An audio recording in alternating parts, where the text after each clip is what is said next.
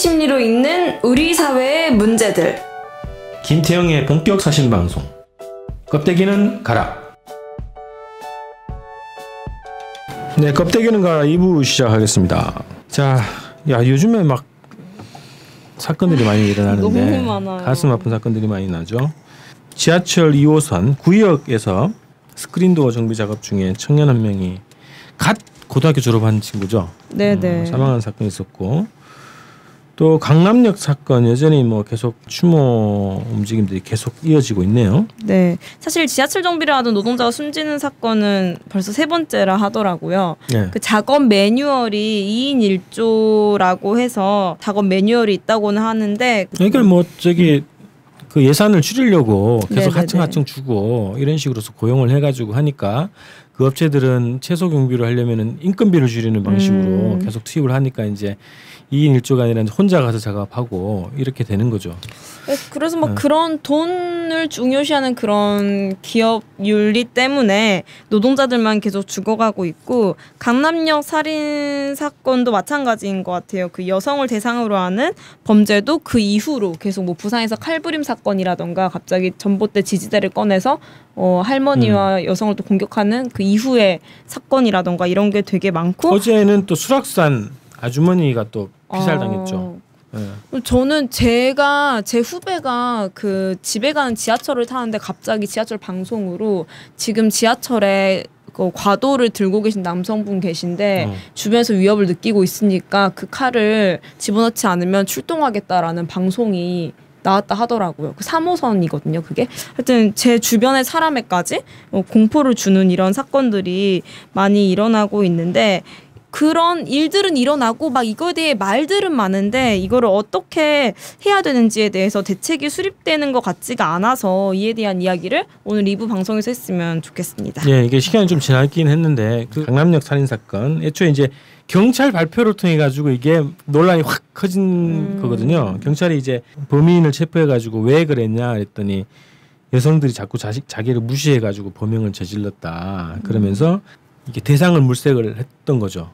남성 6명을 보내고 그 다음에 들어온 여성을 이제 살해를 한 거죠. 그래서 좀 어쨌든 저도 좀 20대 여성으로 삶을 살아가는 사람으로서 좀 많이 무서웠어요. 어떻게 보면은 그 노래방의 위치라던가 이런 게 물론 다들 잘 아시겠지만 강남역이라고 하는 아주 시내죠, 시내. 완전한 시내에 그 노래방이 되게 청소년도 가고 진짜 뭐 유명한 노래방이잖아요. 정말 송대 같은 거는 거기 가려면 줄 서서 들어가야 되기도 하고 그런 건전 노래방인데, 거기 화장실에서 기다리고 있어서 죽였다는 건 그 노래방에 만약 내가 있었고 그 타이밍에 내가 들어갔으면 내가 죽었을 수도 있었겠다라는 공포가 심어졌는데, 이거는 저뿐만 아니라 모든 여성들에게 적용되는 것 같아요. 사실 생각해보면 저는 항상 제가 7년을 자취를 했는데 7년 동안 친구랑 같이 간 순간 제외하고 밤늦게 집에 들어가면서 한 번도 불안하지 않았던 적이 없거든요. 근데 이거는 사회가 흉흉하니까 라고 단순히 생각을 했는데, 단순히 그 문제만 아니라는 게 드러나면서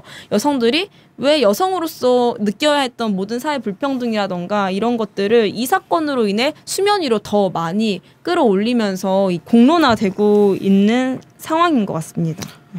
저는 이게 처음에 막 여성 혐오냐 아니냐 그리고 막 일베들이 막 출동해가지고 네. 막 남성 혐오다 뭐 하여튼 이런 막 싸움을 하잖아요. 그래서 우리가 방송을 하면서 이제 항상 딱 정리하는 게 있잖아요. 이게 사회 구조 문제고 사회 구조를 바꾸지 않은 이상 어렵다고 하는데, 다시 딱 생각을 해보니까 약간 이게 공허한 게 있는 거예요. 여성들이 실제로 이런 공포를 느끼고 있다라는 거죠.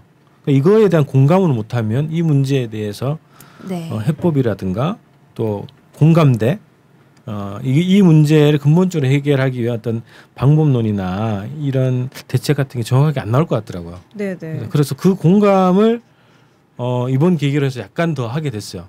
물론 뭐 다 했다고 하기는 어렵지만 여성들이 실제로 느끼는 그 공포감, 한국 사회에서 느끼는 이런 것들에 대한 이제 생각을 좀 다시 더 깊이 해보게 되는 계기가 됐거든요. 네. 사실 강남역에 추모를 가려면 마스크를 써야 한다라는 이야기가 있을 정도로 네, 좀 그냥 당연한 추모 행사에도 뭔가 눈치를 봐야 되는 이런 상황인 것 같은데 여기에 관해서 실제 그 추모 행사를 참여했던 분의 글을 하나 소개를 하고 이야기를 이어갔으면 좋겠는데 그 글이 길어서 좀 중요 부분만 발췌해서 좀 이야기를 드리도록 하겠습니다. 그 추모 행사를 네. 개최했던 분인가요? 아니요. 추모 행사에 참가했다가 일베가 그분의 사진을 찍어서 신상털이를 했다는 신상털이를 거죠. 좀 했거든요. 그래서 이제 이거에 대해서 글을 쓰셨는데 한번 읽어보겠습니다. 17일 새벽 1시 강남역 인근 상가 화장실에서 여성이 살해당했습니다. 피의자가 살해 동기를 여자라서라고 내뱉은 순간 저는 내가 여자인 것이 마치 죄인 것처럼 느껴졌습니다. 그런데 생각해보니 여자라서 당해야 하는 일들은 상당히 많았습니다. 이런저런 핑계를 대지만 성희롱, 성추행, 성폭행을 당하는 이유도 여자라서, 데이트 폭력이나 가정폭력을 당하는 것도 여자라서, 적은 임금을 받거나 유리천장에 시달리는 것도 여자라서, 김치녀, 김여사, 트렁크녀, 대장 내시경녀라고 박제당하는 것도 여자라서, 내가 당하는 많은 차별과 내가 느끼는 많은 공포심은 내가 여자라서였습니다. 그런데 내가 여자인 것은 내가 결정한 문제가 아니잖아요. 설사 결정했다 한들 그 자체가 어째서 저 많은 불이익을 당해야 하는 근거가 됐는지 도무지 알 수가 없었습니다. 사건을 접하고 뉴스 댓글과 일베 반응을 봤을 땐 충격이었습니다. 그래도 아무런 잘못 없는 사람이 죽었는데 그들은 여전히 피해자에게 문제가 있다는 허무맹랑한 추측부터 여자들에게 보내는 경고, 그러니까 남자들 화나게 하지 마라, 이참에 김치년들 다 죽여버려야 한다, 이러한 경고까지 그들은 그 순간에도 여성에 대한 혐오를 멈추지 않았습니다. 그래서 이 사건에 대해 더 추모를 해야 한다고 생각했습니다. 억울한 죽음조차 조롱거리로 만들어버리는 사회에 화가 났고 더 많은 여자들이 죽는 것을 막고 싶다는 생각에 강남역으로 향했습니다. 행진을 접수하고 난 뒤 강남역 10번 출구로 갔습니다. 추모조차 싫은 것인지 몇몇 남성은 주작 포스트잇을 붙이려다 시민들에게 걸려 된통 혼나고 있었고 또 몇 명은 남성 혐오를 부추기지 말라는 피켓을 들어 이에 화가 난 시민들과 격론을 벌이고 있었습니다. 그날은 없었지만 핑크 코끼리도 등판했었죠. 그 순간이 며칠이 지나도 또렷이 기억납니다. 왜 이 죽음을 매도하는가? 왜 이 죽음을 깎아내리고 왜 이 죽음을 추모하지 못하게 만들며 잊히길 바라는가? 제 머릿속에선 그 순간 세월호와 5.18이 떠올랐습니다. 그 죽음 역시 매도하고 프레임을 씌워 추모하는 것조차 불온한 존재로 만들어버리고 사람들 머릿속에서 지워버리기 위해 노력했던 자들이 있었습니다. 그들은 기득권이었습니다. 자신들의 체제를 굳건히 하기 위해 체제가 흔들릴 만한 사건이 터졌을 때 필사적으로 그 사건의 진실과 추모를 방해합니다. 소름 돋을 정도로 같은 방법으로 그래왔습니다. 이 사건은 그런 의미에서 약자 혐오겠지요. 그러면서 동시에 약자인 여성에 대한 혐오입니다. 성별로 나누었을 때 기득권이자 강자인 남성들에게 약자인 여성이 짓밟힌 일입니다.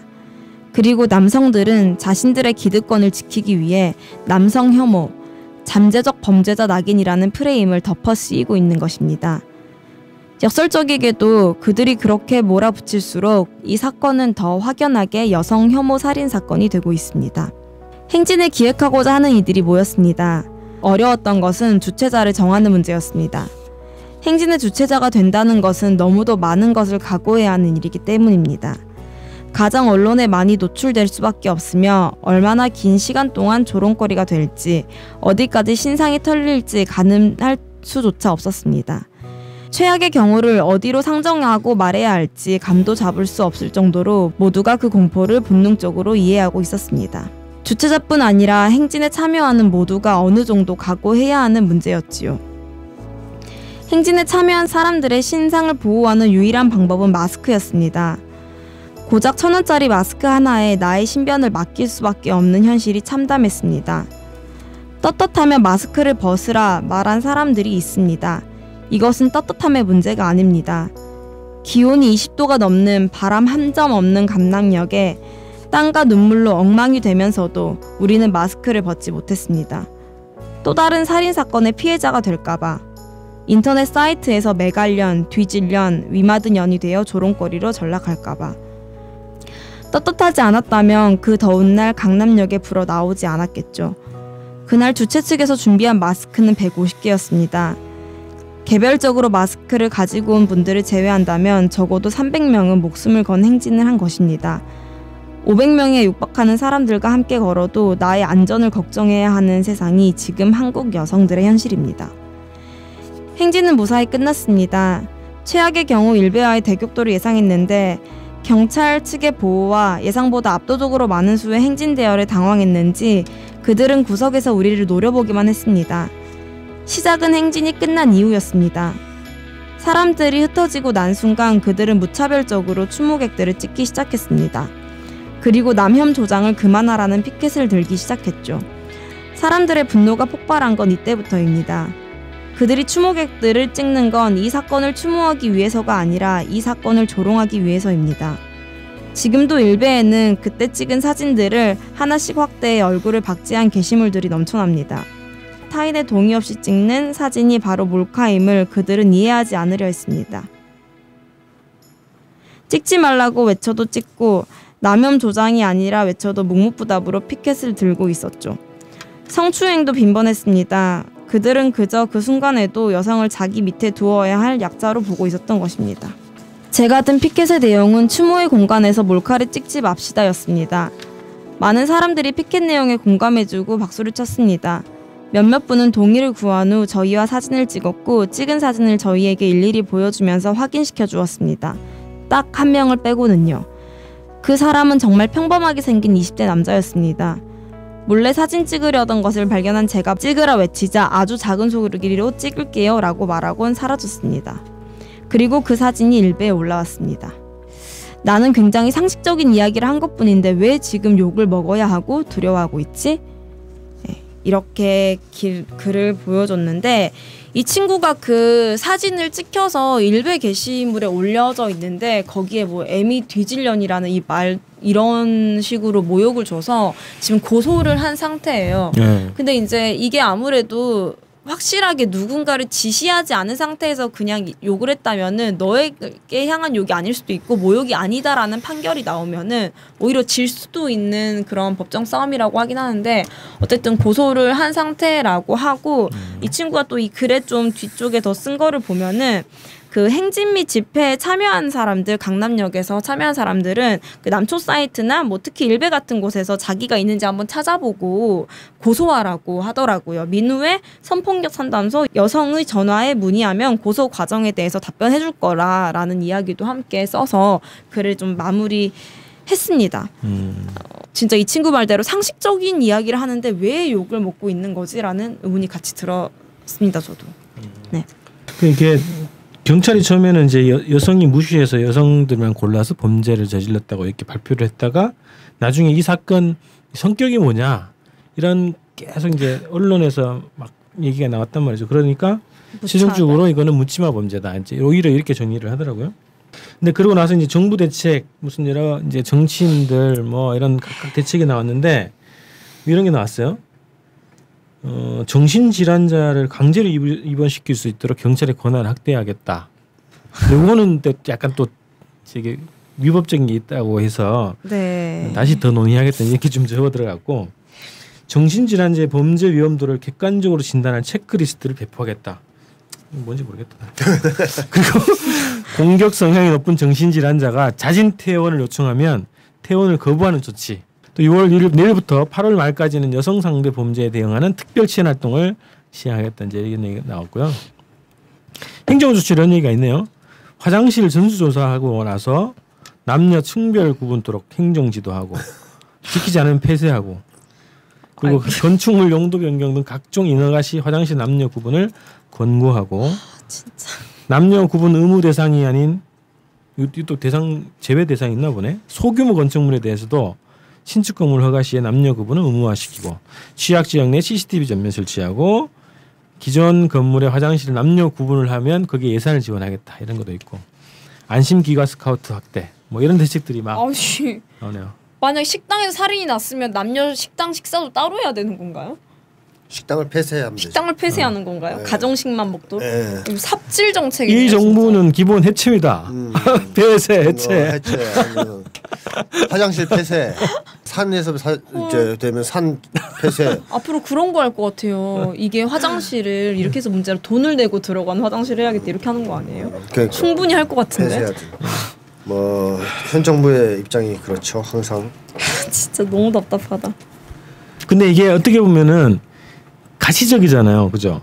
네. 가시적이긴 하잖아. 네네. 뭐 그저 이렇게 분리시키고 뭐 CCTV 설치하고 이거는, 그러니까 이런 조치가 이게 이론상으로는 논리적으로는 야 이게 무슨 대책이야, 근본 대책이야, 이게 사회 구조를 바꿔야지 하는데 오히려 사회 구조 바꿔야 한다는 얘기는 약간 공허하게 들리는 게 있다는 거죠. 당장 위험을 방지하기 위해서 이런 실질적인 대책이 오히려 받아들이기에는 이것도 필요하지.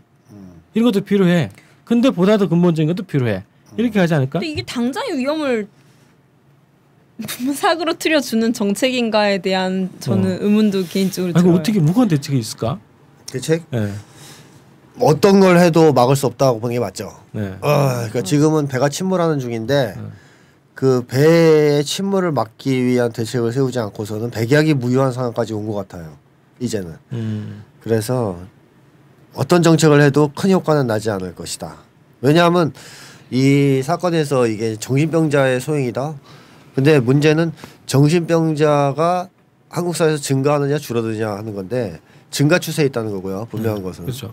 그다음에 이 정신병자들의 어떤 공격 성향이 그 시대 상황과 밀접한 관련이 있다는 거죠. 그러니까 다시 말하면 예를 들어 히틀러가 지배했던 독일 같은 경우에는 공격이 어디로 갔겠습니까? 주로 유대인을 향해 있겠죠. 한국 같은 경우에는 그게 약자를 향하고 있다는 특징, 희생양을 찾아서 분출되고 있다. 그래서 사회가 적대적 관계로 사람들 사이 관계가 적대적 관계로 변할수록 이 무차별적인 범죄는 증가하게 마련이다. 그리고 거기서 가장 크게 희생을 치르는 사람들은 결국 약자들이다. 근데 약자로 치면은 남자보단 여자가 약자죠. 그렇죠? 그렇죠. 그다음에 여자보단 또 아동이 약자예요. 근데 아동 범죄도 급증하고 있잖아요. 지금 노약자가 또 약자일 거고 네. 장애인 약자일 거고 이렇게 피라미드식으로 더 많이 약한 사람이 더 많은 공포를 느낀다 하는 이제 차이는 있지만 약자는 하여튼 죄다 이 공격의 대상이 되고 두려움을 떨어야 되고 하는 세상이 됐다라는 게 이제 가장 큰 문제인 것 같습니다. 한국 사회는 어떻게 보면 상처 입은 짐승들이 다 우글거리는 사회다라고 생각하거든요. 근데 보통 공격 성향을 보이는 거는 상처 입은 짐승들이거든요. 건강한 짐승들이 그러지 않고 상처 입어서 너무 고통스러운 짐승들이 으르렁거리다가 조금만 누가 손 내뻗어도 물고 이러잖아요. 그거랑 비슷하게 한국 사회가 마음에 상처를 입은 사람들이 너무 많고 그 너무 많은 사람들 중에 일부는 완전히 미치는 거고 그리고 정신병자이든 뭐 아니든 간에 그런 사람들의 분노가 때에 따라서 무차별적인 사람들 향해서 표출되고 있는 것이 오늘의 현실이다. 그래서 결국 핵심은 이 상처 입은 짐승들을 어떻게 하면 줄일 것이냐, 즉 우리의 분노 수준을 어떻게 하면 낮출 것이냐 하는 건데 분노가 일단 생긴 이상 이거 해소가 돼야 되지 않습니까? 그래서 우리가 얘기한 해법은 이 분노를 산생한 잘못된 사회를 고치는 쪽으로 분노가 표출이 돼야 된다. 사회 변혁으로. 근데 그게 안 될 시에는 결국 분노는 나를 향하든 타인을 향하든 갈 거 아니에요. 결국은 그게 분출이 되잖아요. 어떤 식으로든. 됩니다. 네. 해소가 돼야 되니까. 나를 향하면 나에 대한 공격이 돼서 우울증과 자살. 타인을 향할 경우에는 각종 공격적인 현상과 심지어 범죄 이렇게 되는 거죠. 그래서 이게 그 사회가 건강하지 않으면 동시적으로 상승해요. 자살률과 범죄율은. 그러니까 통계를 제가 지금 자살책 쓴다 그랬잖아요. 조사해 보니까 같이 오르락내리락해요. 자살률이 떨어지면 범죄율도 떨어지고 자살률이 증가하면 범죄율도 올라가요. 그러니까 이게 남을 향해서 못 쏘는 사람은 자기를 향해 쏘게 되니까 자기를 죽이는 거고 그걸 남을 향해 터트려져 나가면 이제 남이 죽는 거죠. 무차별 범죄가 되는 거죠. 근데 거기서 가장 크게 희생당한 사람은 어쨌든 약자라는 거죠. 약자, 힘없는 사람들. 그리고 한국에서 이제 그거는 여성도 하나의 약자라고 볼 수 있는 것이고. 아 참, 그 전에 이 여성 혐오와 여성 차별 대한 용어는 조금 구분해서 쓸 필요가 있다고 저는 생각하거든요. 음. 무슨 얘기냐면 차별과 혐오는 달라요. 그러니까 다시 말하면 굳이 범위를 놓고 보자면 여성 혐오자는 당연히 여성 차별주의자겠죠. 네, 그쵸. 포함되겠죠. 네. 근데 거꾸로 여성 차별을 하는 사람, 여성 차별주의자라고 해서 다 여성 혐오자는 아니에요. 네. 그건 구분해서 좀 범위를 좀 한정지을 필요가 있다라는 건데 한국인들이 대부분 여성 차별주의자냐 남자들이 네. 그러면 다수가 그렇다라고 봐야 돼. 아직까지는 의식 구조상. 스스로 차별하는 거를 인식 못하는 친구들. 그거 인식 못하는 그렇죠. 거죠. 다만 인식 못할 뿐 대다수가 여성 차별주의자다라고 말할 수 있어요. 그러면 대다수가 여성 혐오주의자냐? 그건 아닙니다. 그 정도까지 혐오가 퍼져 있지는 않다. 뭐 무슨 얘기냐? 이게 어떻게 구분되냐면 부모가 옛날에 남녀를 키울 때 남아 선호상 때문에 아들을 좀 우대해주고 그다음 편애하고 딸은 좀 차별했잖아요. 네. 요즘엔 거꾸로도 나와요. 근데 네. 하여튼 차별했잖아요. 우리 저기 할머니 때에서는 여전히 남아 있더라고. 네. 손주들한테 네. 약 차별하더라고. 자 그러면 할머니가 여성 혐오자인가요? 부모가 그렇게 차별을 한 걸 가지고 부모를 여성 혐오자라고 말할 수는 없잖아요. 그러니까 이 차별은 어떻게 보면 시정이 좀 빨라요.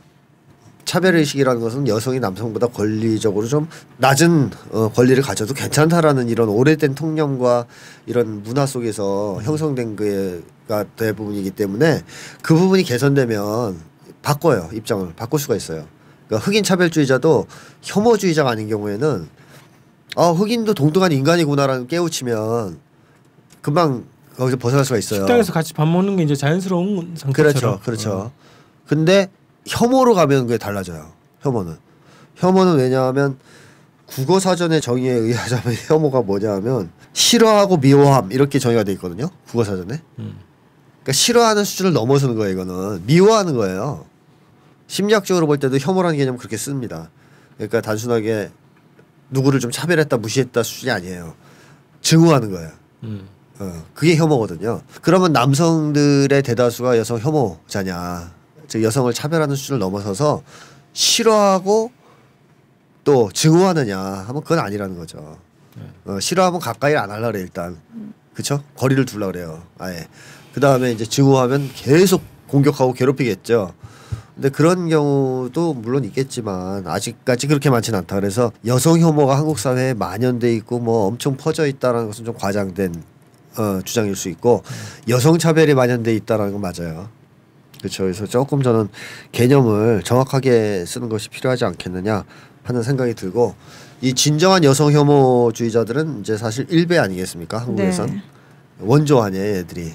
여성 혐오의 원조들이죠. 이놈들은 진짜 혐오주의자 맞는 것 같은데 일배는 이 일배 같은 애들이 어떻게 해서 여성 혐오자가 되느냐? 사실 약자 혐오자라든가 이런 건 제가 이미 기존에 많이 분석을 했지 않습니까? 일배에 대해서 여러 차례 얘기를 했었고 그래서 오늘은 그 일반적인 건 빼고 좀 여성 혐오와 관련해서만 좀 말씀을 드리자면 우선 일배 친구들은 어릴 때 어머니 관계에 파탄을 경험했을 것이다 라고 예측할 수 있어요. 공통적으로. 무슨 얘기냐면 어머니 관계가 만약에 좋았다면 혐오까지는 못합니다. 여성을. 그러니까 건강한 여성한테 사랑을 받은 경험이 있어요. 그러면 여성에 대한 우호적 감정이 남아있을 거 아니에요. 그것도 생애 초기에 그 중요한 시기에. 네. 네. 그게 있는데 어떻게 여성을 그렇게까지 증오하겠습니까? 그러니까 필히 이 친구들은 어릴 때 어머니의 사랑을 못 받았구나. 아니 그 어머니 사랑을 받고 정상적인 가정생활을 했으면 네. 어머니들은 위대하다 이렇게 생각하지. 위대하다까지 생각 안 해도 어머니들은 위대하다. 여성에 대해서는 우호적이라는 거죠. 정서적으로 미워할 수가 없다. 네? 혐오까지는 못. 네, 혐오까지는 못 간다는 거죠. 예를 들어서 여성에 대해서 성범죄를 저지르는 사람들, 여성들한테 성폭력을 가할 때 여성들 고통스러워하지 않아요? 당연히 막 네. 괴로워하죠. 그 모습을 보면 어떻게 범죄를 저지릅니까? 성적 흥분 자체가 되면 안 돼요. 그 상황에서. 얘들은 그때 즐거운 거 아니에요. 흥분이 된다는 거는. 그건 벌써 여성에 대한 증오가 뿌리 깊다는 거죠. 그러니까 이거는 일단 어린 시절에 어머니 관계의 파탄이 좀 전제가 돼야 된다. 그러면 요새 왜 이런 사람들이 많아지느냐? 그건 한국 사회에서 부모 자식 관계가 파탄 국면으로 가고 있기 때문에 어머니에 대해서 좋은 감정을 갖지 못하고 자라나는 자식들이 많아지고 있다는 거죠. 이건 뭐 아버지와의 관계도 비슷할 텐데 어쨌든 그게 하나가 있겠고요. 그다음에 또 한 가지 한국 사회에서 특징적인 것은 학교 교육도 파탄 상태잖아요. 그러니까 학교 교육이 어릴 때부터 경쟁 교육 아닙니까? 네. 그러니까 덴마크나 뭐 유럽 같은 북유럽 같은 어떤 성적을 매기지 않는 교육, 공동체 위주의 교육 이런 게 됐다면 이 아이들이 그 상처를 치료했을 수도 있어요. 집에서 받은 상처를. 무슨 얘기냐면 어릴 때 학교에서 경쟁을 하는데 어릴 때 경쟁에서 누가 압도적 우세를 보이느냐? 여자들이거든요. 여성들이에요. 왜 그러냐 하면 발육이 빨라요. 남자보다. 그러니까 남자들에 비해서 훨씬 이 성숙도가 빨라요. 어릴 때. 그래서 격차가 납니다. 그러니까 지적으로도 수준이 높고 여자애들이 발육도 빨라서 여자들이 막 때려 초등학교 때. 더 어른스럽다고 그러고. 더 어른스러워요. 기본적으로. 그래서 일부에서는 뭐 그런 얘기도 한 사람이 있어요. 남녀 공학하지 말라. 남자애들 상처받는다. 이런 얘기하는 경우가 있는데 그거는 경쟁 학교에서는 통하는 얘기고 그렇지 않으면 상관없죠. 오히려 그런 여자애들이 좀 뒤떨어진 남자애들 잘 도와주고 보살펴주면 남자애들이 이제 여자들 참 좋아 이럴 거 아니에요. 근데 경쟁 시스템이 돼버리면 공부도 여자애들이 잘해. 심지어는 운동도 여자애들이 잘해. 싸움도 여자애들이 더 잘해. 이제 막 맞아 여자애들한테. 이런 경험을 어릴 때 한 애들이 늘어나고 있는데 얘들 또 이제 거기서 그걸 일반화하기 시작하면 여성 혐오로 갈 수 있죠. 가정 문제가 없더라도 그런 학교 교육 과정에서 또 아니요 가정 문제 있는 소관에서 그 바탕에서 가정 문제가 아주 없다 괜찮다 이러면은 이것도 내성이 생겨서 좀 나을 텐데 네. 이미 가정에서 어느 정도 문제가 있는 상태에서 이게 축복되는구나, 딱 이게. 되면 한 번 더 경험하기 어릴 때 여자들 진짜 싫어 뭐 이런 거 있잖아요. 우리 악기를 방해하는 존재들이야 뭐 등등 이런 식이 되는 거죠. 거기에 이제 하나가 더 추가된 게 교육은 또 여전히 남성 우월주의적 교육을 해요. 그렇죠. 그죠? 무슨 문화라든가 미디어라든가 모든 걸 보면 남성 중심이에요. 그렇잖아요. 뭐 여자 주인공이 등장해봤자 그거는 조역이고 사실은 그 다음에 뭐 어떤 성적인 어떤 어필을 하는 존재로서 등장하지 정말로 여성을 중심에 놓고 한다든가 또 정치를 하는 데서 여성들이 중심이 된다든가 이런 경우는 없잖아요. 이제 박근혜가 그거를 한번 깼어야 되는데 오히려 더 악화시켰잖아요. 자 어쨌든 이제 이 한국 사회 전반은 가부장제 사회고 어느 정도 상당히 심각한 그다음에 남녀 차별이 심한 사회다 보니까 교육도 그렇게 하고 문화도 그래요. 그럼 얘들의 입장에서 그거잖아요. 야 내가 더 나아야 되는데 분명히 왜 쟤들한테 난 이렇게 당하는 거야 이렇게 되는 거죠. 그것까지 그 괴리까지. 그 때문에 이제 더 이제 화를 내요. 그리고 이 과정에서 이제 조금 컸을 때 여성들한테 수모를 당한 경험이 플러스 된다, 더해진다 그러면 이제 확실하게 이제 자리를 굳히는 거죠. 무슨 얘기냐? 뭐 예를 들어 데이트 신청을 했는데 거절을 당했다든가, 여자애들이 자기를 무시하는 얘기를 했다든가, 이랬을 때 이제 그게 팍 터져 나가는 거죠. 여성들 일반에 대한 분노로. 그래서 그 일베 쪽이나 이런 친구들이 여성 혐오주의자들이 여성 혐오를 표출하는 내용을 들어보면 역차별 얘기를 하고 억울하다는 얘기를 하거든요. 자기가 오히려 피해자다. 우리가 여성들에 비해서 역차별 당하고 있고 억울하다. 이제 무슨 얘기냐면 이제 풀어서 얘기하자면 이런 거죠. 야, 우리는 어릴 때부터 온갖 의무를 다 졌고 남자라고 우리는 울지도 말아야 되고 슬플 때 그다음에 여자는 그래도 보호해 주는데 우리는 매도 맞았고 선생님이 때 빠따도 때렸고 그다음에 나이 먹어서 우린 군대도 가야 되고 군대 얼마나 무서운지 너 알아? 뭐 이런 거 있잖아요. 가면 얼마나 괴로운지 알아? 근데 우린 군대도 갔다 와야 돼. 그다음에 갔다 오니까 또 경쟁하려면 여자애들은 이미 앞서 있어.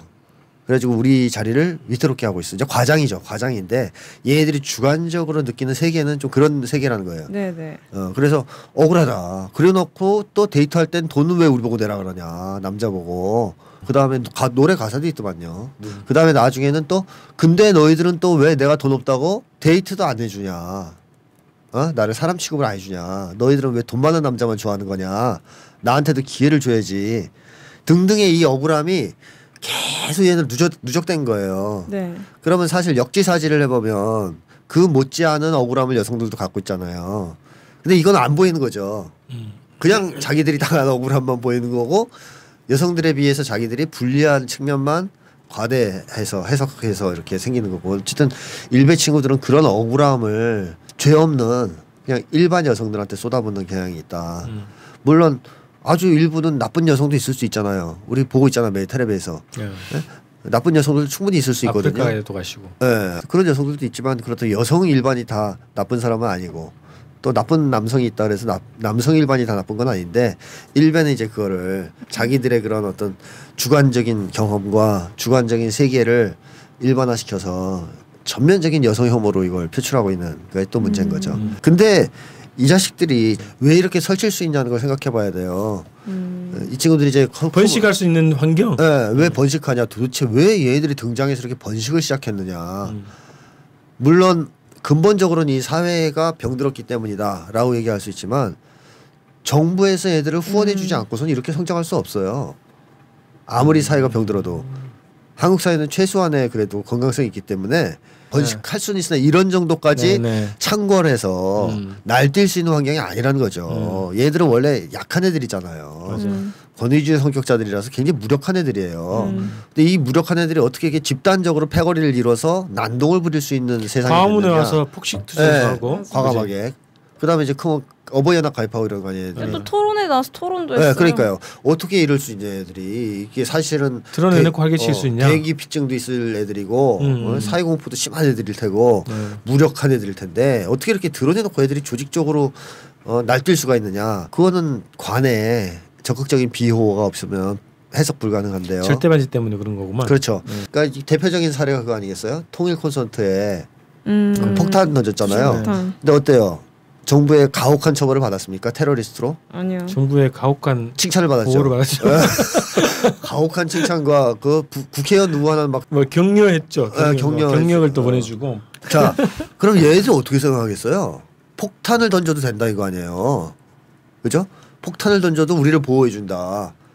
그다음에 뭐 무슨 댓글을 달고 누구를 씹고 무슨 짓을 해도 웬만하면 다 통과된다 이거 우리는. 그러면 간땡이가 붙지 않겠어요? 그러니까 이것들이 이제 간땡이가 부어서 나서 설친 거고 어버이연합도 마찬가지 아니에요.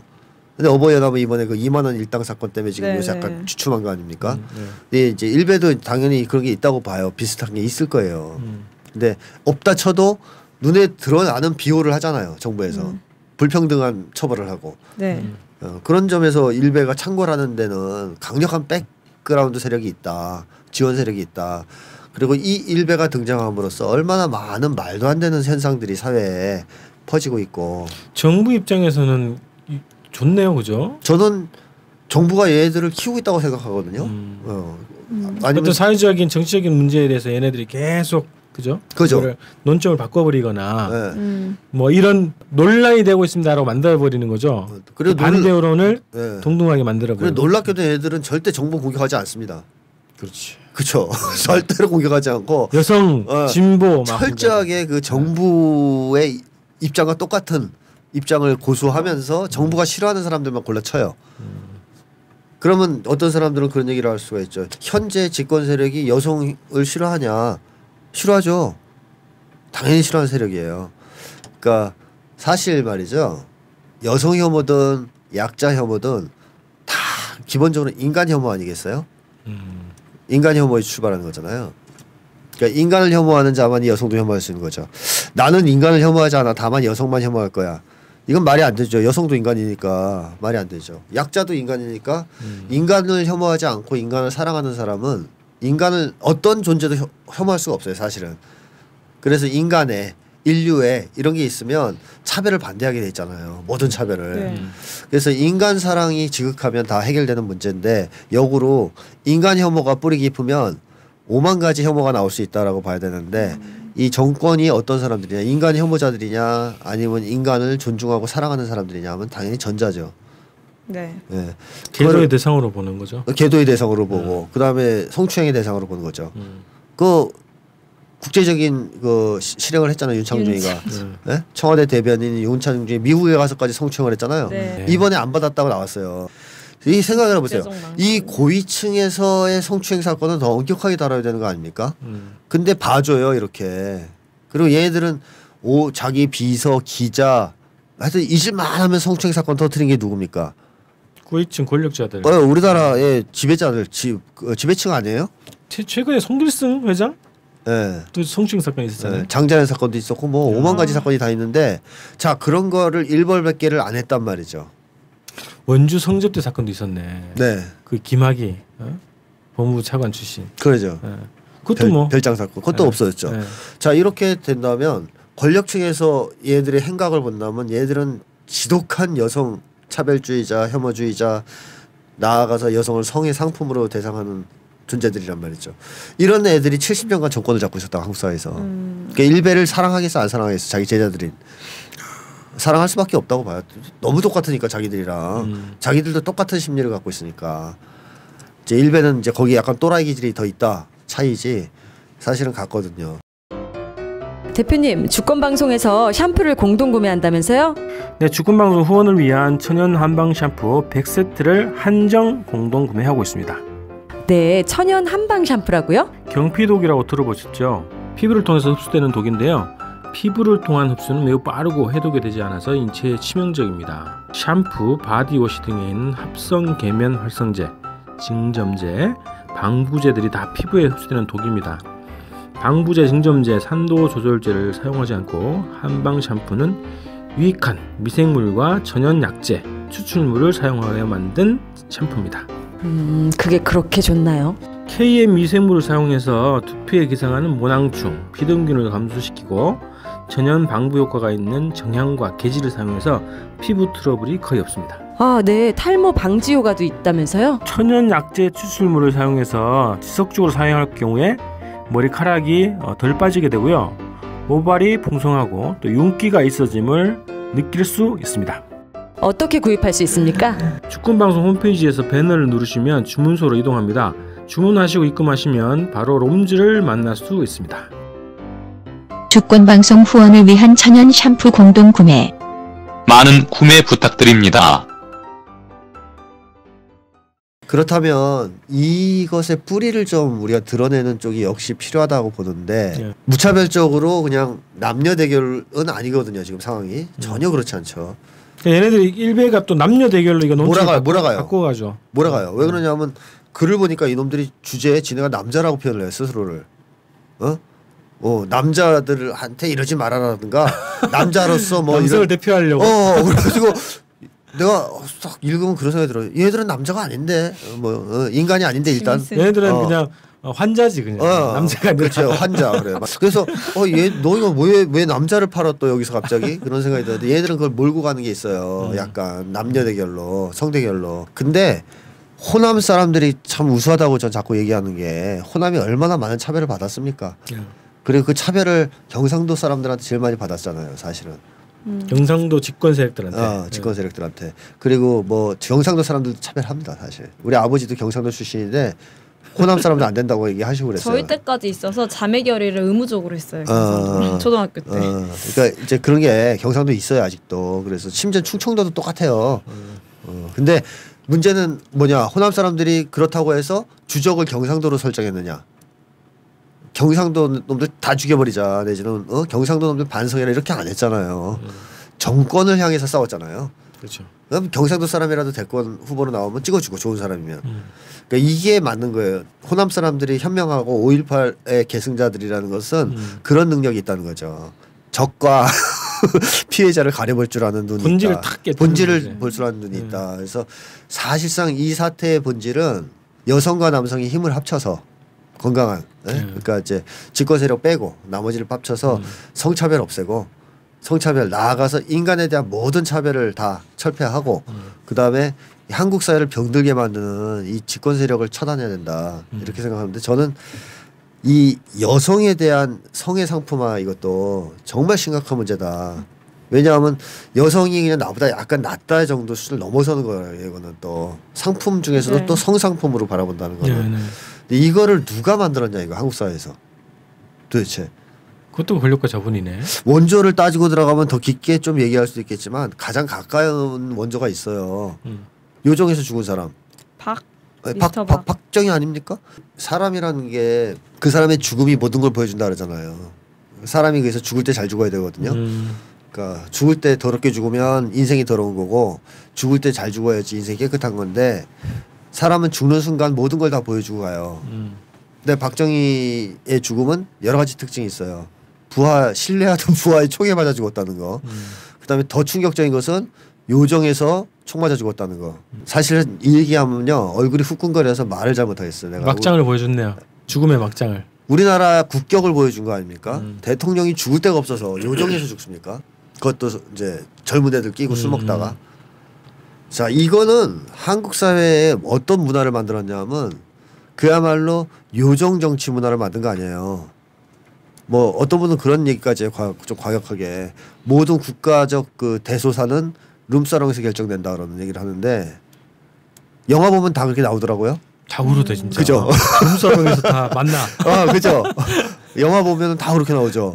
근데 왜냐하면 영화가 다 허구가 아니라 한국 사회가 그만큼 공식적인 석상에서의 의사결정보다는 룸사롱에서의 의사결정이 많다는 거죠. 기업에서의 중요한 계약도 그렇고 국가적인 정책도 그렇고 심지어 뇌물을 주고받는 것도 거기서 이제 주고받고 뭐 그 자리에서 안 받더라도 뭐 뇌물 달라는 얘기 거기서 하겠죠.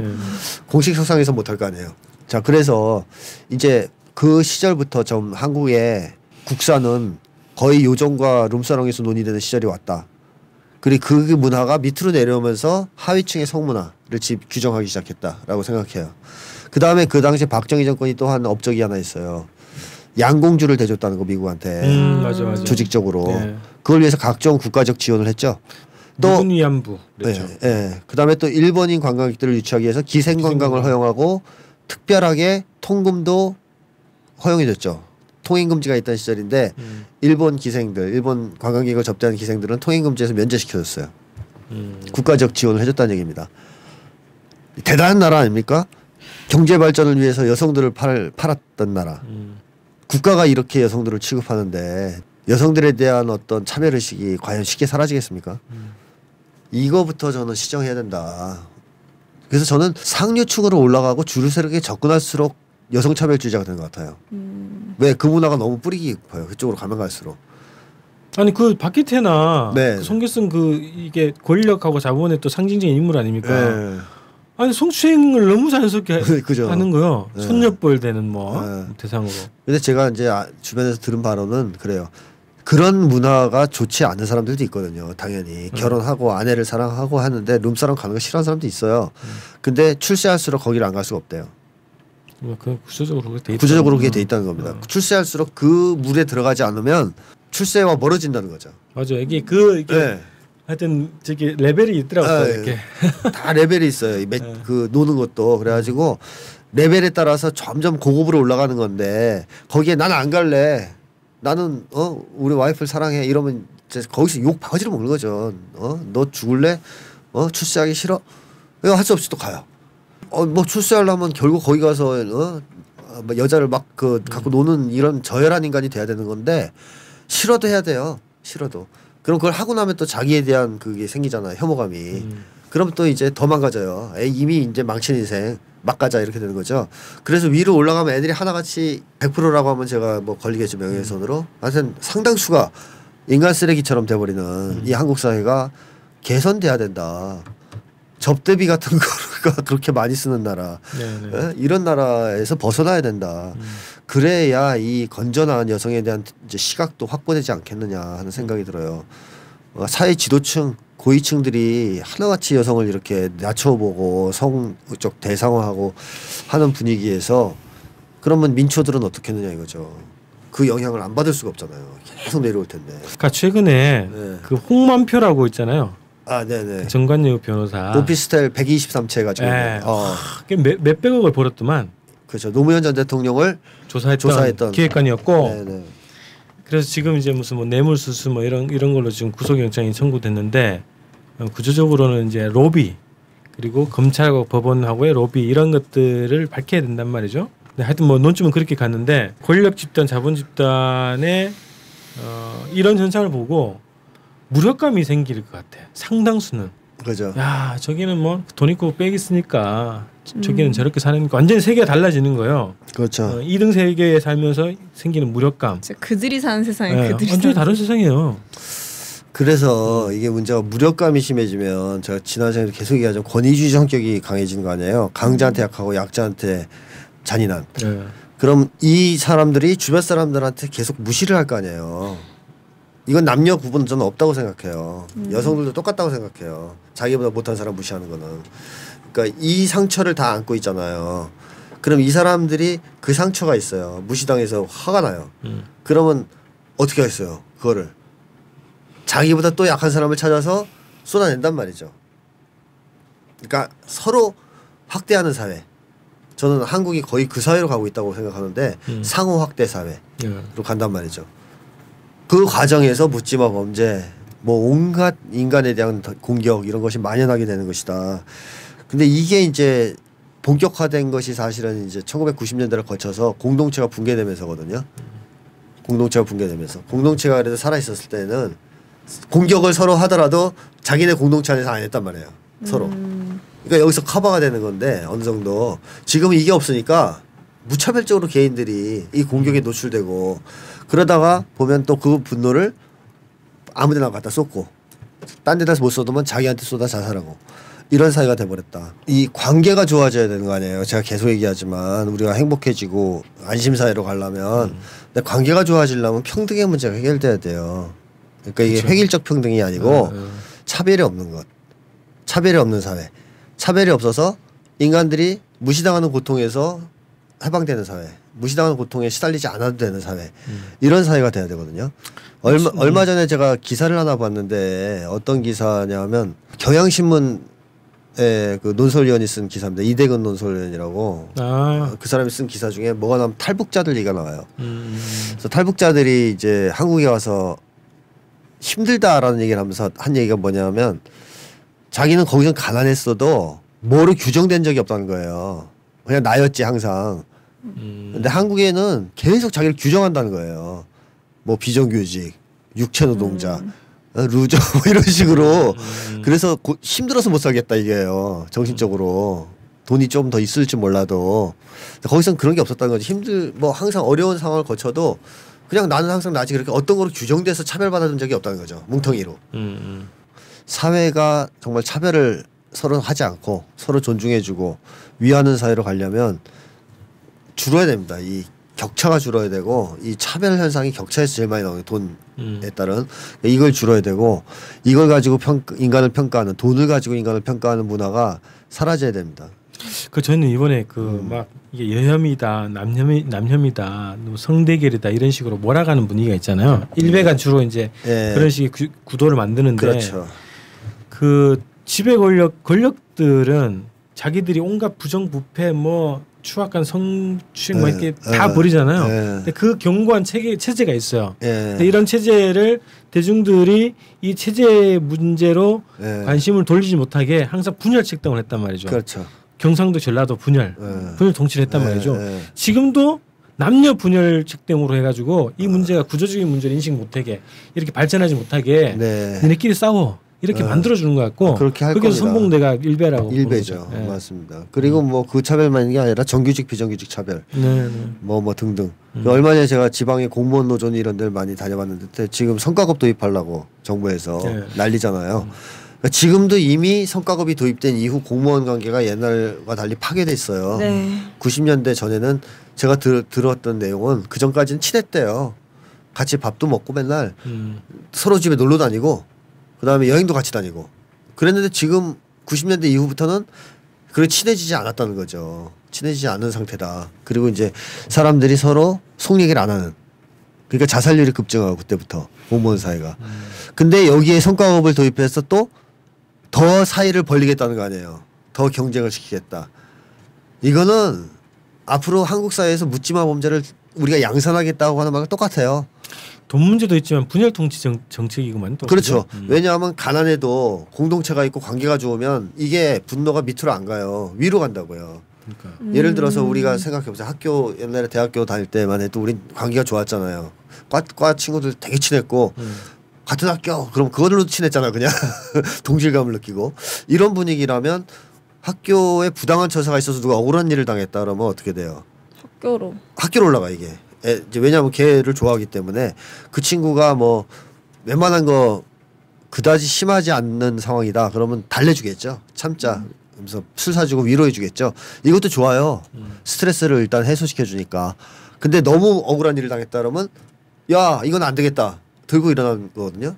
위로 올라간단 말이에요. 분노가. 저희가 그랬어요. 저희가 그런 시절이 80년대까지였다는 거죠. 90년대 초반까지 그랬어요. 초반까지. 네. 그러니까 이게 정권이나 미국 입장에서 보면 굉장히 싫었겠죠.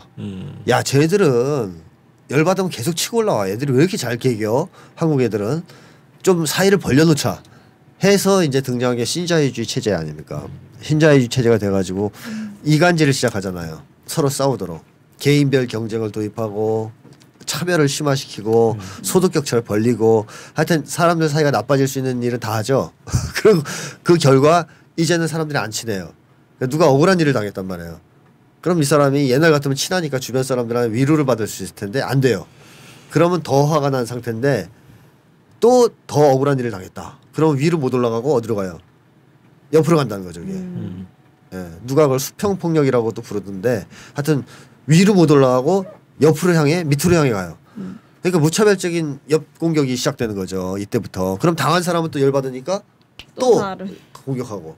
이게 한국 사회에 만연된 거고 이 과정 속에서 인간이 인간을 혐오하는 현상이 퍼지기 시작하고 일베 같은 종자들이 나타나고 이걸 또 정권은 이용하는 이 악순환의 고리가 한국 사회에 형성됐다. 그래서 이걸 끊어내지 않으면 이걸 멈출 수가 없다고 저는 생각을 합니다. 즉 인간관계의 회복을 시켜내지 않으면 이걸 멈출 수가 없다라고 생각해요. 저는 국정원이 그리고 지난 대선에서도 심리전단이 활동을 했잖아요. 근데 주로 이제 대북 심리전단 활동한 게 아니라 이제 대남 심리전단 그렇죠. 활동을 했단 말이죠. 네.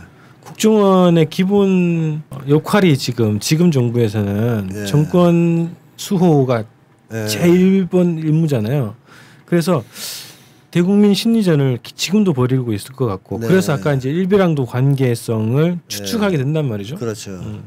이거는 언론의 논조라든가 어떤 일베의 반응들 자체가 그냥 단순하게 표출되는 게 아니다. 딱 보면 이 그야말로 무슨 이게 남녀 갈등 뭐 무슨 갈등 해가지고 무슨 기성세대와 뭐 젊은 세대 뭐 일자리 가지고 뭐 갈등시키고 이런 거지 않습니까? 그렇죠. 윗돈 빼가지고 무슨 그렇게 나눠주는데 왜 개혁을 반대냐 이런 식으로 해가지고 기성세대와 젊은 세대를 분열시키는 방식으로 해서 정권을 싹 빠지는 심리전 활동을 한단 말이죠. 네. 이 작전을 누가 짜냐? 짜고 있다 누가.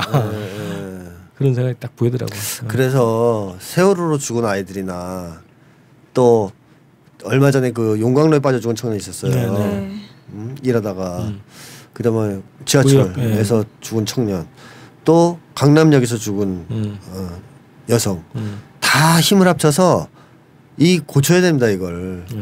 더 이상은 이런 범죄가 만연되지 않는 세상을 만들기 위해서 주적을 좀 쳐야 돼요. 적을 제대로 쳐야 돼요. 그러지 않으면 해결책이 나올 수가 없어요 이게. 저는 사회 기풍이라는 게 나빠지는 것도 빨리 나빠지지만 10년 만에 이렇게 나빠졌으니까 좋아지는 것도 빠르다고 생각해요. 순간 사회가 건전해지기 시작하면 사람들이 또 정신 차리면 빨리 좋아질 수 있다고 생각해요. 희망이 인간한테 제일 중요한 보약이니까. 본성이 있고. 그럼요. 그래서 한국 사회가 적어도 사람들이 행복한 사회는 만들어줘야 된다. 사람이 행복하면요 남 적어도 공격을 안 합니다. 남한테 이렇게 잔인하게 안 굴어요. 네. 뭐 제가 강의 다니면서 하는 비유를 들자면 우리가 너무 즐겁고 기분 좋은 날 누가 내 다리를 콱 밟고 지나갔다. 그거 와서 죄송합니다 하면 우리는 대충 뭐라 그럽니까? 괜찮아요. 괜찮다 그러잖아요. 발에서 피가 철철 나도 상관없잖아요. 그죠? 뭐 꼬매지 뭐 이러고 그냥 웃으면서 보내줘요. 하지만 내가 기분이 너무 나쁜 날 누가 내 발을 확 밟고 지나가면 옷깃만 스쳐도 쌍욕이 나가는 거 아니에요? 그러니까 사람들이 행복하면 남들한테 이렇게 못된 짓을 안 해요. 행복하지 않은 자가 그러는 거지. 그래서 저는 한국의 이 친일 친미 세력이 불행한 사람들이라고 생각돼요. 제일 심리학적으로 볼 때. 왜냐하면 남들한테 너무 너그럽지가 않고 너무 못되게 굴잖아요. 이건 이만큼 그 사람들이 불행하다는 뜻이거든요. 행복한 사람들은 그렇게 행동하지 않아요. 그러니까 한국 사회에 행복한 사람들이 많아져야 됩니다. 저는 지금까지도 기억나는 범죄가 하나가 뭐냐 하면 어떤 한 범죄자가 지나가다가 옥탑방에서 웃음소리가 들렸다는 거예요. 가족들이 깔깔거리면서 칼 들고 올라가서 다 죽였어요. 일가족을. 그래서 이유가 뭐니? 행복해 보여서. 옥탑방에 사는 가족들이 뭐 부자도 아니고 와 그거를 못 견뎌서 누구를 죽이고 싶은 충동을 느끼는 사회라면 이건 정말 큰 문제 아니냐. 그래서 그런 사람은 일단 줄여야 되는 거 아니겠어요? 네. 그걸 봤을 때 그냥 부러움 정도 느끼면 괜찮지 거기서 화가 나면 안 되는 거 아니에요. 그러려면 이 사람도 어느 정도 행복해야 되잖아요. 근데 한국 사람들 지금 다 행복하지 않으니까 화가 잔뜩 나 있는 상태고 아까 일베도 불행한 애들 아니에요. 네. 그러니까 억울한 거 아니에요. 여자들 보면 니네가 나보다 행복한 것 같아서 자기보다 행복한 사람 못 보는 거 아니에요. 이런 거는 이제 끝장을 좀 내야 된다. 다들 행복해지고 행복해져서 이웃들한테 너그러워지고. 그렇다면 저는 이렇게 구체적으로 예를 들면 네. 저는 절대적인 그 힘, 정의로운 힘 있잖아요. 네. 이게 정말 지금 간절한데 네. 예를 들면 이제 집권을 했어요. 집권을 해가지고 이명박 구속 딱 시키고 예를 들면 네. 이런 그 온갖 나쁜 짓 한 놈도 있잖아요. 네. 다 처벌하는 거예요. 네. 그럼 사회가 정말 막 활기해졌을 것 같아. 그렇죠. 김학의 다시 또 구속시키고 네. 억울한 그리고 정몽구 구속 이런 거 있잖아. 이런 게 있어야 희망이 있죠. 제가 그 라반특에서 들은 얘기인데 네. 드골이 나치 네. 치하에서 프랑스를 해방하고 수많은 부역자들을 처단했잖아요. 네, 네. 수천 명을 바로 군사재판 비슷하게 약식재판으로 처형했답니다. 근데 그 드골 학살자라고 안 그래요. 아무도 그죠? 그렇죠. 애국자라고 그러죠. 근데 그렇게 많이 이제 그 부역자들을 처단하고 드골이 한 말이 있다는 거예요. 뭐라 그랬냐면 우리 프랑스가 또다시 식민지는 될 수 있다. 하지만 부역자는 두 번 다시 나오지 않을 것이다. 역사적 교훈을 줬다는 거죠. 네. 나라를 팔아먹은 맹우노들의 끝이었던가를. 한국은 근데 그게 한 번도 된 적이 없는 거 아니에요. 그렇죠. 네. 노무현 전 대통령이 그 피를 토하면서 했다는 연설이 그거 아니에요. 우리가 지금까지 이겨본 적이 없다 정의가. 친일파들이 또 나라를 잡고 친미파가 돼서 떵떵거리고 살고 이놈들이 온갖 나쁜 짓을 다 저질러도 출세하고 잘 사는 꼴을 보여주고 오히려 없는 사람 독립운동가의 자식들은 이렇게 비참하게 살고 그래서 그걸 끝장내야 되겠다라고 이제 등장한 건데 또 안타깝게도 실패했다라고 스스로 느끼시고 이제 또 자살하셨지 않습니까? 이게 이제 또 우리한테 준 충격도 크죠. 야, 안 되는구나. 이 정의 실현이 안 되는구나 하면서 세태가 확 나빠진 것도 있어요. 패배주의가 퍼지면서. 근데 이번에 뭐 총선에서 딱 보여주셨기 때문에 네. 다음 대선에서 반드시 희망의 절대 권력을 만들어 줄 거라고. 뭐 절대 권력 아니라도 민주 권력이라도 그건 응당해야 됩니다. 네. 죄 지은 자를 처벌하는 건 당연히 해야 되는 네. 거죠. 그러니까 상부 그 기존의 기득권 세력들의 이런 부정 그리고 이런 치졸한 것들만 딱 청산해도 한국 그렇죠. 사회는 7, 80% 기풍이 달라지죠. 네. 가중 처벌만 하고 그래도. 네네. 아니 그냥 처벌해도 돼요. 네. 그 노 전 대통령 때 공무원 사회 비리가 많이 준 거 아시죠? 제가 직접 공무원들한테 들은 건데 확실히 많이 줄었답니다. 비리가. 네. 왜냐하면 그렇게 공무원 사회를 대해주니까 부정부패를 안 해도 괜찮게 해주니까 공무원들이 안 하기 시작했다는 거죠. 근데 이제 이명박 되면서부터 다시 부정부패가 극심해진 거죠. 내 살길 찾아서. 네, 내 살길을 찾아서 그리고 아부하고 위에 갖다 바쳐야 이제 출세하니까. 그러니까 이게 집권 세력이 어떤 사람들이냐에 따라서 사회 문화가 아주 절대적인 영향을 받는단 말이죠. 맞아요. 그래서 한국 사회가 다음에 진짜 우리가 총력을 기울여 가지고 사람이 사람다운 대접을 받는 그런 세상을 만들 수 있는 정치 세력한테 집권을 하게끔 도와줘야 이게 문제가 해결되기 시작할 것 같다라는 생각이 들어요. 그리고 이 분노의 에너지를 모아서 총력으로 그 문제 해결하는 데 집중해야 된다. 그렇다면 우리가 세월호 어머님들하고 유족분들하고도 같이 해야 되고 그 뭡니까 살균제 피해자들하고도 네. 같이 해야 되고 이 사람들도 국가가 죽인 거 아니에요. 그렇죠.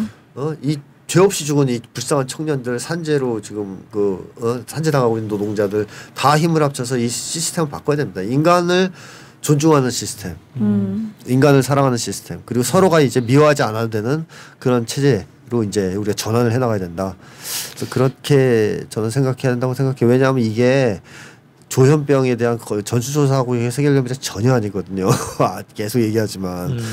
만약에 이 상태가 계속되면 이 현상은 막을 수 없어요. 제가 볼 때는. 그래서 제가 그런 질문 받을 때 굉장히 참담해요. 자멸하는 사회 아닌가요?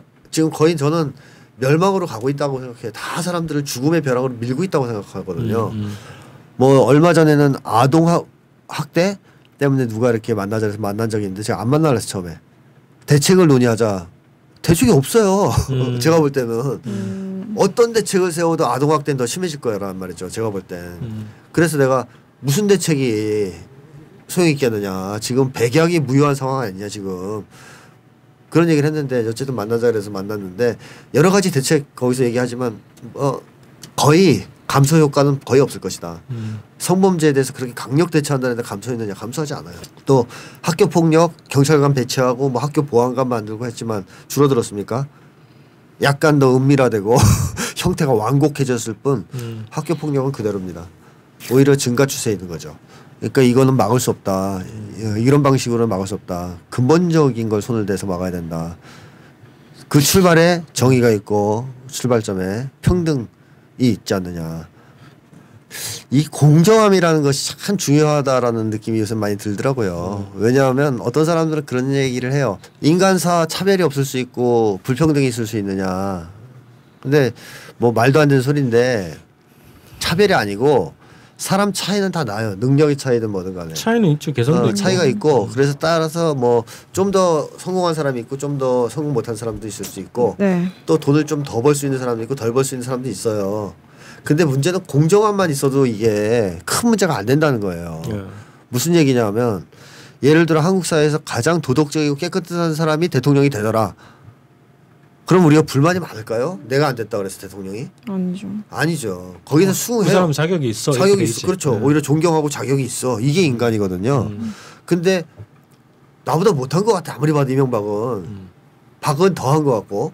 근데 대통령을 하고 있어요. 그럼 수긍이 안 되는 거 아니에요? 억울하잖아요. 거기서 나오는 이 분노가 만만치 않거든요. 그러니까 이 공정함 같은 거 있잖아요. 관계에서의. 그러니까 일베놈들도 뭐 그걸 지네가 이제 얘기를 하는데 왜 여자들은 순수한 사랑을 하지 않고 돈 많은 남자만 밝히냐. 우리를 왜 쳐다봐 주지 않고 부자들하고만 결혼하는 거냐. 이런 얘기를 하는데 이놈들이 지놈들을 그렇게 만든 대상은 딴 사람이잖아요. 그리고 남자들은 안 그래요? 남자도 똑같죠. 돈 밝히는 건. 근데 이거를 이제 괜히 지네가 당한 억울함을 가지고 막 여성들을 공격하는데 이용하는데 실제로 일베를 어떻게 보면 그렇게 만든 거는 있는 놈들이란 말이죠. 그리고 어떻게 보면 불공정한 세상이죠. 왜? 일베가 핑계를 댈 수 있게끔 빌미를 제공해 줬으니까. 네. 만약에 공정하다면 일베가 그런 식으로는 합리화를 못할 거 아니에요. 네. 자기 행위를.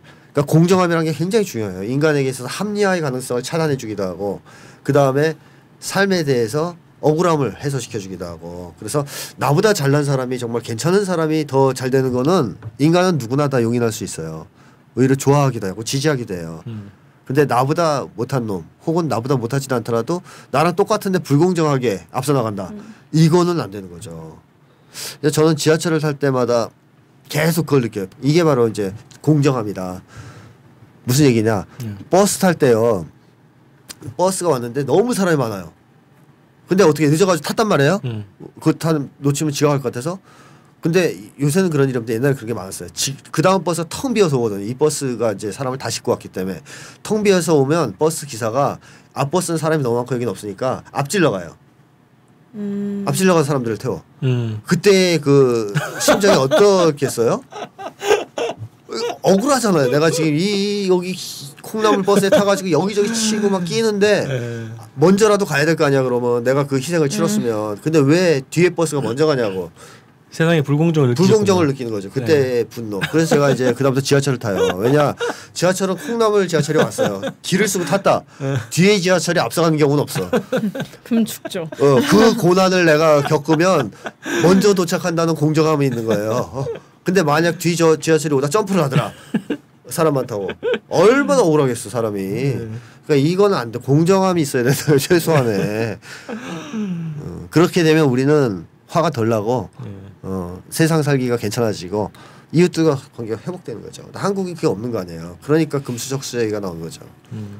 이게 사라져야 됩니다. 이게 사라지지 않으면 우리가 그 불공정함 때문에 생기는 분노 불행에서 생기는 분노 이 모든 것을 죄 없는 사람들한테 퍼붓게 될 것이다 라는 거죠. 여성 혐오, 약자 혐오 뭐 이런 얘기 처음에 이제 그 화두로 좀 나오긴 했는데 굉장히 이게 뿌리 깊고 중첩돼 있는 거죠, 그죠? 네, 그렇습니다. 그래서 저는 이제 이 현상들을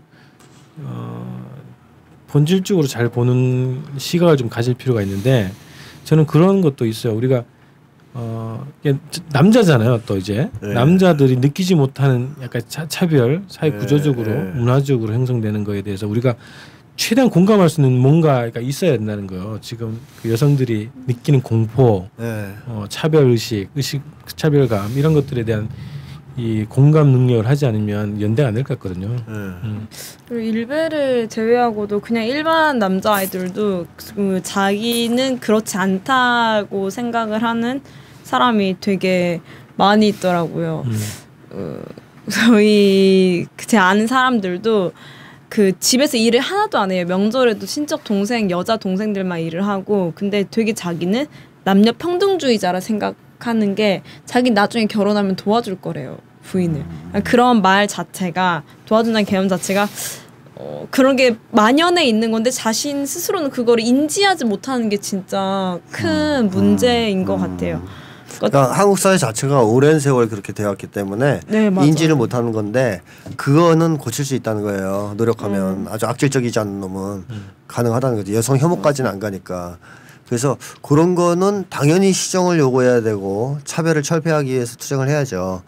그리고 모든 차별을 다 없애기 위해서 싸워야 되고 그건 당연한 얘기입니다. 그리고 뭐 이번 기회에 그게 부각됐다면 그거에 집중해서 또 그런 걸 시정하는 요구도 할 필요가 있을 거고 여성을 차별하는 모든 제도의 철폐라든가 이런 걸 할 필요가 있을 것이고 근데 이제 나아가서 저는 이제 정규직과 비정규직 사이의 차별 철폐 그다음에 이제 실업자들에 대한 구제 등등 약자들을 보장하고 배려하는 제도 이런 것들 만들어 나갈 필요가 있다. 완전히 딴 얘기인데 세종 때이죠. 조선시대. 예. 세종 때 그 노비한테 세종이 산후휴가를 90일 주고 산전 30일 주고 남편 노비한테는 30일 줬다는 거 아니에요. 제가 그거를 그렇게 주는 나라가 있다 그랬더니 어디 가서 장난으로 누가 강의 때 그랬더니 저는 60일밖에 못 받았는데 어느 나라가 그렇게 좋아하는 나라예요. 그래서 우리나라인데요. 그것도 조선시대 때 노비한테. 1392년. 그래서 이 복지제도가 조선시대보다 못한 측면도 있는 거 아닙니까? 저는 일단 이웃을 대하는 태도나 이런 거는 조선시대보다 후퇴했다고 봐요. 왜냐하면 조선시대 때는 마을에서 굶어 죽는 사람이 있으면 어떻게 했습니까? 마을 사람들이 다 십시일반 나눠서 살려내지 않았어요. 네네. 그래서 콩 한 쪽이라도 나눠 먹는다 이런 얘기가 나온 거잖아요. 근데 지금은 어때요? 이웃 죽건 말건 신경 안 쓰는 거 아니에요. 나보다 덜 먹고 가난하고 굶주리면 너 루저니까 그렇지. 옛날엔 그러지 않았거든요. 그 사람한테 도와줬거든요. 그래서 빈민구제, 고아 노인구제 이런 얘기가 계속 나왔단 말이에요. 우리나라 역사를 보면 국가적에서도 국가 차원에서 지원을 해주려고 했고 마을 차원에서도 지원을 해줬다고요. 그래서 연구를 보면 한국인들이 제일 민감한 게 평등이래요. 돈이 아니고 전 세계에서 제일 민감하대요. 그 민족이 우리 민족이 평등에. 저는 그게 공동체 문화 때문에 그렇다고 생각해요. 한국 사람들은 그 불공정성을 견디지 못하는 거죠. 왜? 없는 사람도 도와주고 구해주고 하는 문화 속에 살아왔기 때문에. 근데 이 문화를 아름다운 문화적 전통을 가진 우리가 불과 20몇 년 만에 이렇게까지 망가질 수도 있구나. 신자유주의 이후에 사실은 90년, 2000년, 2015년, 30년에 걸친 변화잖아요. 이렇게 빨리 나빠질 수도 있구나. 옛날에 우리는 진짜 실업자를 보면 어떻게든 밥을 먹여주려고 했는데 이제는 굶어 죽도록 놔두는 사회가 됐구나. 이런 생각이 드는데 다시 조선시대 정도로까지는 돌아가자. 이 정신적인 차원에서. 진짜 물질적인 그 문제가 아닌 거죠. 그래서 계속 그렇습니다. 얘기를 하지만 이제 관계 문제 네. 이런 문제를. 근데 이런 어떻게 보면은 가장 온순한 표현일 수도 있는데 관계를 회복하자라고 하는데 이것을 회복하기 위해서 가장 정치적인 과제가 나와야 된다는 거죠 또. 그렇죠. 네. 가장 정치적인 것은 정의로운 권력을 민주적인 권력을 탄생시키는 거. 그렇죠. 이걸로 또 귀결이 돼야 된다는 거죠. 안 그러면 지금 다 죽게 생겼으니까 아주 위험한 상태입니다. 살아남읍시다. 행복하게. 네? 마무리하죠. 그래서 오늘 그 여성 혐오에서 시작해서 약사 혐오에 시작해 어쨌든 문제는 사회를 변혁하고 고쳐나가야 행복한 사람들이 많아지고 공동체가 회복되면 이 모든 것들은 좀 좋아질 수 있다라는 이야기를 했는데 그냥 그런 사회가 빨리 왔으면 좋겠어요.